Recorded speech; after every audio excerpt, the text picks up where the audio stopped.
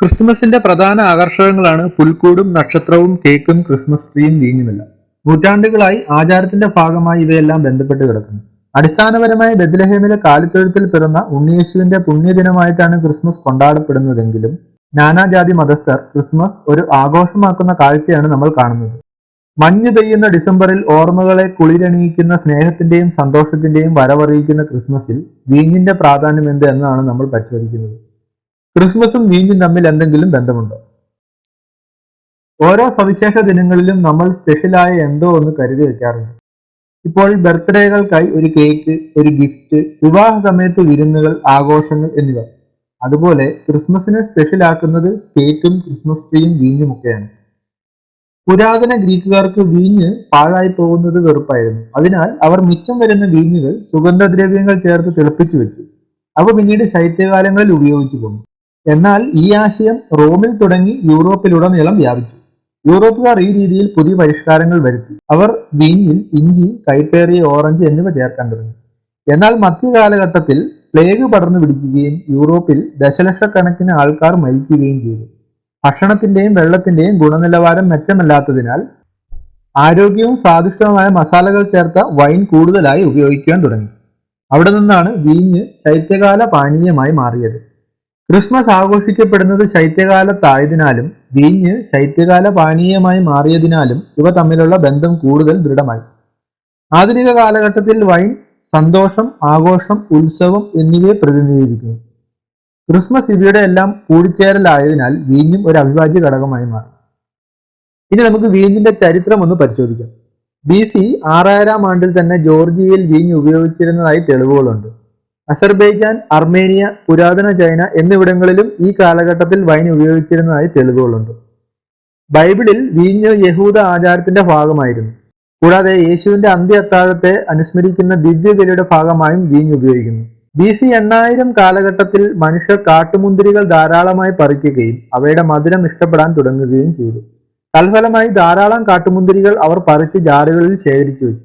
യാദൃശ്ചികമായി അഴുകിയ മുന്തിരികളുടെ നീരുകളിൽ ഒരു പ്രത്യേക രുചി അനുഭവപ്പെടുകയും ഈ പ്രക്രിയ തുടരുകയും ചെയ്തു. പിന്നീട് കൃഷി വ്യാപകമാവുകയും വീഞ്ഞുൽപാദനം ഒരു പ്രക്രിയയായി മാറുകയും ചെയ്തു. അർമേനിയ, അസർബൈജാൻ, ജോർജിയ, തുർക്കി, ഇറാൻ എന്നിവിടങ്ങളിലായിരുന്നു ഈ കാട്ടുമുന്തിരികൾ ധാരാളമായി ആദ്യ കാലഘട്ടത്തിൽ കാണപ്പെട്ടിരുന്നത്. പേർഷ്യൻ വീഞ്ഞിന്റെ പ്രശസ്തി പുരാതന കാലം മുതൽക്കേ പ്രസിദ്ധമായിരുന്നു. പേർഷ്യൻ ചക്രവർത്തിക്ക് വീഞ്ഞ് കൊണ്ടുവരുന്ന അർമേനിയൻ അംബാസഡർമാരുടെ പ്രതിമകൾ ഇപ്പോഴും കൊട്ടാരത്തിലുണ്ട്. പാമ്പ് കടിക്കായുള്ള പ്രതിവിധിയായി വീഞ്ഞിൽ ലയിപ്പിച്ച പ്രത്യേകതരം കല്ലുകൾ ഉപയോഗിച്ചിരുന്നു. ഇത് കേന്ദ്ര നാഡീവ്യൂഹത്തിൽ മദ്യത്തിന്റെ ഫലങ്ങളെക്കുറിച്ച് പൗരാണികർക്ക് ധാരണയുണ്ടായിരുന്നതായി കാണിക്കുന്നു. 19ാം നൂറ്റാണ്ടിൽ ഫില്ലോക്സറ എന്ന മൂഞ്ഞ പോലുള്ള ഒരു പ്രത്യേകതരം പ്രാണിവർഗം ധാരാളമായി യൂറോപ്യൻ മുന്തിരിത്തോട്ടങ്ങൾ ആക്രമിക്കുകയും നശിപ്പിക്കുകയും ചെയ്തു. എന്നാൽ അമേരിക്കൻ മുന്തിരികൾ ഈ കീടങ്ങളെ ചെറുക്കുന്നതിനാൽ പിന്നീട് ഫ്രഞ്ച് അമേരിക്കൻ ഹൈബ്രിഡ് മുന്തിരി വികസിപ്പിക്കുകയും യൂറോപ്പിൽ ഇത് വ്യാപകമാവുകയും ചെയ്തു.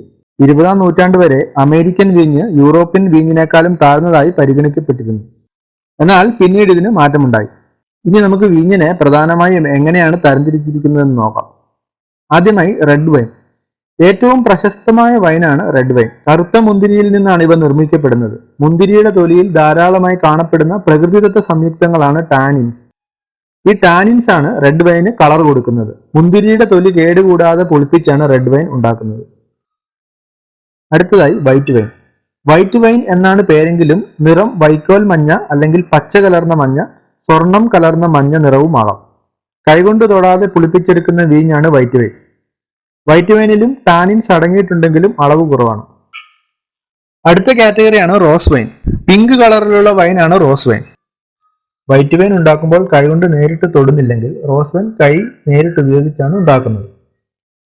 അടുത്തതായി ഡെസേർട്ട് വൈൻ. ഇവ സാധാരണയായി ഭക്ഷണത്തിന് ശേഷം ഒരു ഡെസേർട്ടായി ഉപയോഗിക്കുന്നു. ഇവ മധുരമുള്ളതും ഉയർന്ന ആൽക്കഹോൾ കണ്ടന്റ് ഉള്ളതുമാണ്. അടുത്തതായി സ്പാർക്ലിംഗ് വൈൻ. പേര് പോലെ തിളങ്ങുന്ന വൈനാണിത്. വ്യത്യസ്ത തരം ചുവപ്പും വെള്ളയും മുന്തിരിയിൽ നിന്നാണ് ഇവ നിർമ്മിക്കുന്നത്. കാർബൺ ഡൈ ഓക്സൈഡിന്റെ സാന്നിധ്യം മൂലമാണ് ഇവ തിളങ്ങുന്നത്.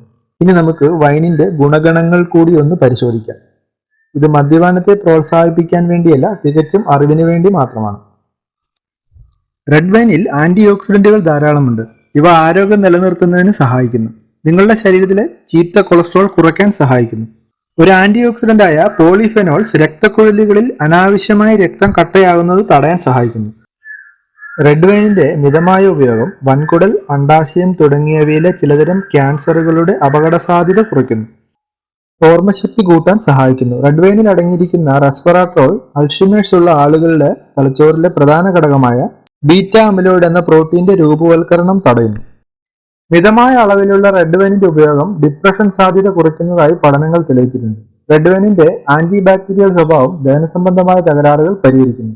എന്നിരുന്നാലും അമിതമായ തോതിലുള്ള വൈൻ ഉപയോഗം വിപരീത ഫലങ്ങൾ ഉണ്ടാക്കും. അവ ലിവർ സിറോസിസ്, തൂക്കം വർദ്ധിക്കൽ, വിഷാദരോഗം എന്നിവയ്ക്കെല്ലാം കാരണമാകും. ഈ വീഡിയോയിലൂടെ ക്രിസ്മസും വീഞ്ഞും തമ്മിലുള്ള ബന്ധമാണ് നമ്മൾ പരിശോധിച്ചത്. ഈ ക്രിസ്മസ് വേളയിലും നല്ല വീഞ്ഞിനാൽ സൽക്കരിച്ചുകൊണ്ട് നമുക്ക് അതിഥികളെ സ്വീകരിക്കാം. വീഡിയോ ഇഷ്ടമായെങ്കിൽ click the channel and subscribe the bell icon. Thank you.